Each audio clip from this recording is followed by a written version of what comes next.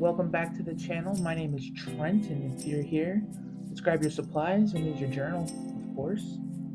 Need a good pen, a pencil.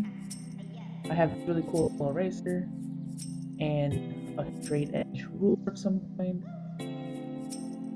Now, the reason I use a pencil is to just kind of pre-plan some of my layouts.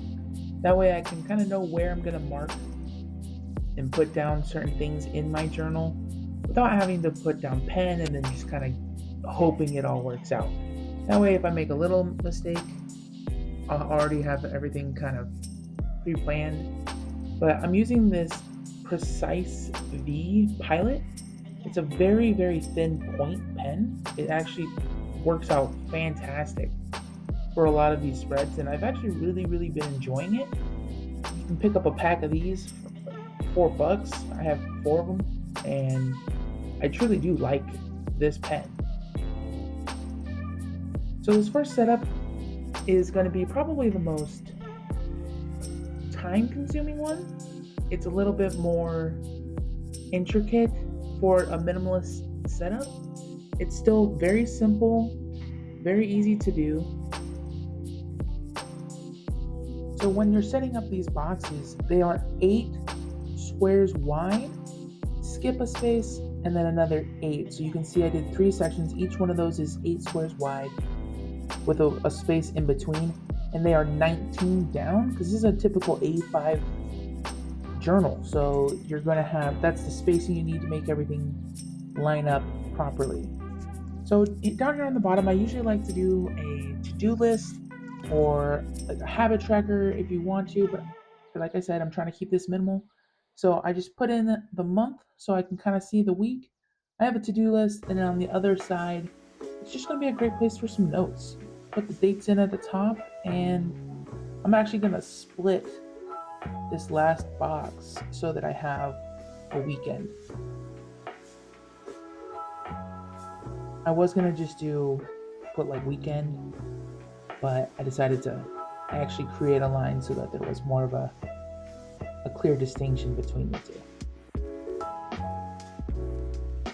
So yeah, here's the final product of the first spread.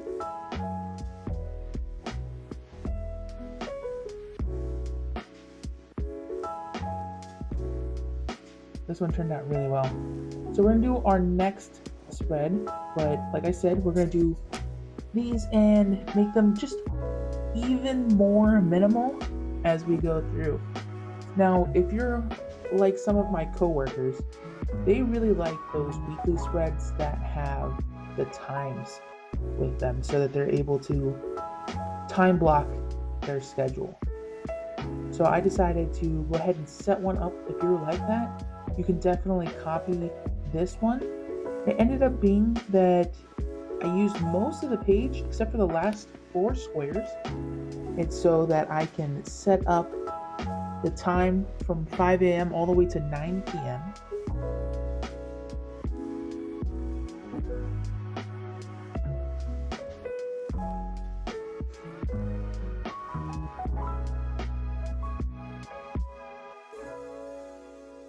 I just skipped every other line there so that they're half-hour blocks.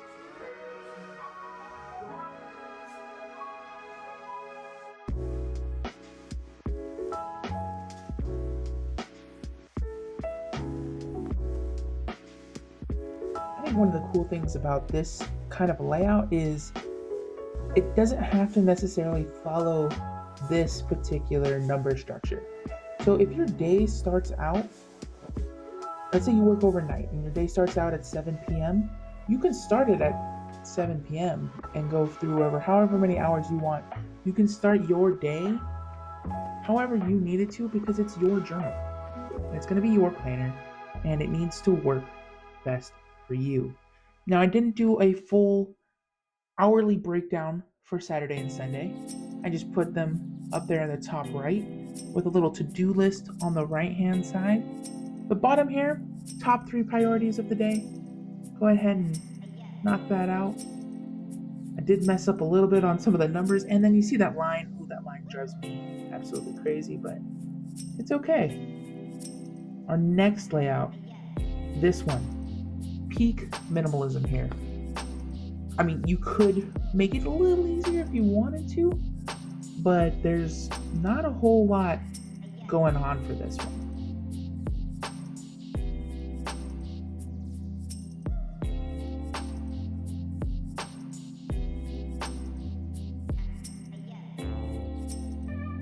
Typical A5 dotted planner, so you skip the first 2 lines and then each quadrant is 9 spaces down. So 9 dots, draw your line, 9 dots, draw your line.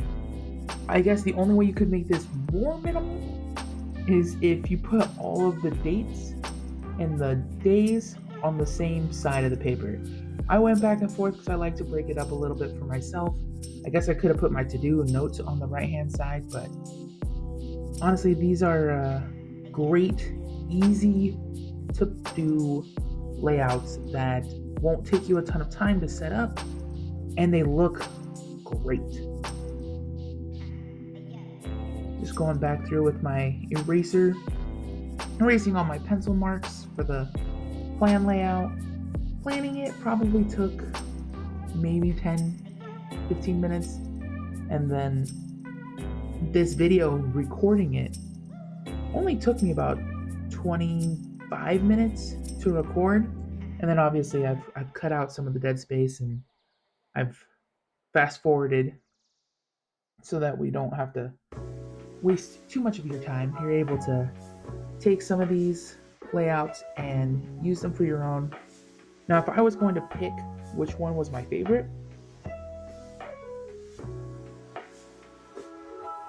I'd probably go, this one will be my first one.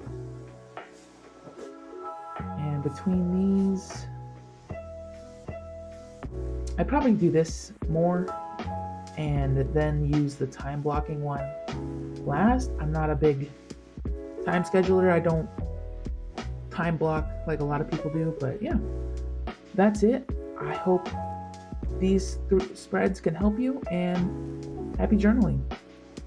Thanks for watching.